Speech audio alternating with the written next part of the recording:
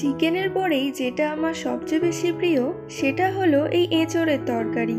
দুপুরে গরম ভাতের সাথে এঁচোড়ের তরকারি পেলে আর অন্য কোনো কিছুরই প্রয়োজন হয় না।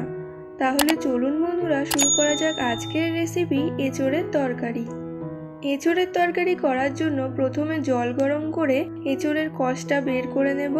জলে দিয়ে দিচ্ছি 1 চা চামচ নুন আর 1 চা চামচ হলুদ গুঁড়ো। এঁচোড়গুলো এখন জলে ছেড়ে দিচ্ছি। 3-4 মিনিট ফুটিয়ে নেব। 3-4 মিনিট পর জল থেকে এঁচোড়গুলো তুলে আলাদা করে এবার কড়াতে দিয়ে দিচ্ছি 4-5 চামচ সর্ষের তেল। তেলটা গরম হলে এতে আলুটা ছেড়ে দিচ্ছি। আলুটা হালকা লাল করে ভেজে নেব।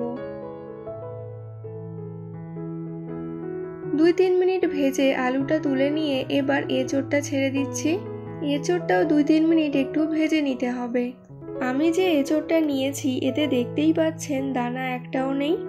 এটা একদমই কচি এঁচোড় ছিল, তাই এটা খুবই নরম। এঁচোড় যদি শক্ত থাকে তবে প্রথমেই প্রেসার কুকারে 2টো সিটি দিয়ে নেবেন, অথবা কষানোর পরেও প্রেসার কুকারে সিটি দিয়ে নিতে পারেন। এঁচোড়টা ভেজে তুলে নিয়ে এবার এই তেলেই ফোড়ন দিচ্ছি 1 টুকরো দারচিনি, কিছু এলাচ, লবঙ্গ, 1 চা চামচ গোটা জিরে, 2টো শুকনো লঙ্কা আর একটা তেজপাতা। ফোড়নটা থেকে সুন্দর গন্ধ বেরোতে শুরু করলে পেঁয়াজ কুচিটা দিয়ে দিলাম। এখানে আমি 2টো মাঝারি সাইজের পেঁয়াজ কুচো করে নিয়েছিলাম। পেঁয়াজটা একটু সময় ধরে ভেজে নিতে হবে। 3-4 মিনিট মিডিয়াম ফ্লেমে ভাজার পর এখন পেঁয়াজটা লাল হয়ে এসেছে।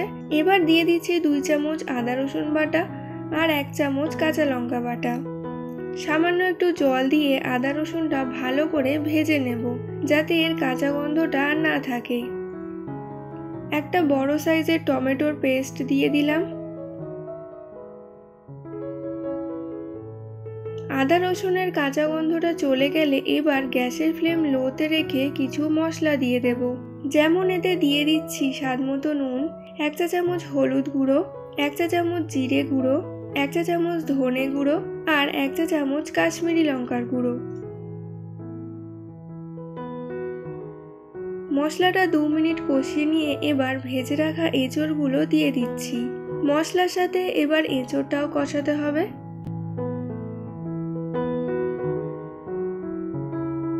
1 চা চামচ চিনি দিয়ে দিলাম।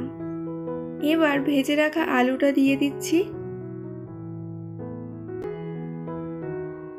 এখন এঁচোড়টা ভালোভাবে কষানো হয়ে গেছে। এরকম কষানো এঁচোড়ের তরকারি খেতেও কিন্তু দারুণ লাগে, তবে দুপুরে ভাতের সাথে একটু ঝোলের প্রয়োজন, তাই এবার জল দিয়ে দিচ্ছি। ঢাকনা চাপা দিয়ে 6-7 মিনিট ঝোলটা একটু ফুটিয়ে নেব।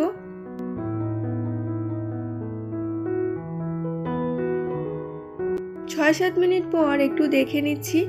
দেখতেই পাচ্ছেন এঁচোড় একদম নরম হয়ে গেছে।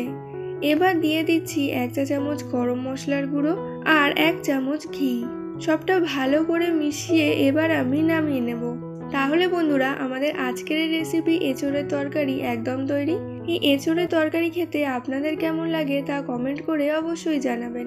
রেসিপিটা ভালো লেগে থাকলে লাইক করবেন আর আমার চ্যানেলকে অবশ্যই সাবস্ক্রাইব করবেন এবং বেল আইকনটা ক্লিক করতে ভুলবেন না। তাহলে বন্ধুরা, আবার ফিরে আসবো একটি ঘরোয়া রেসিপি নিয়ে।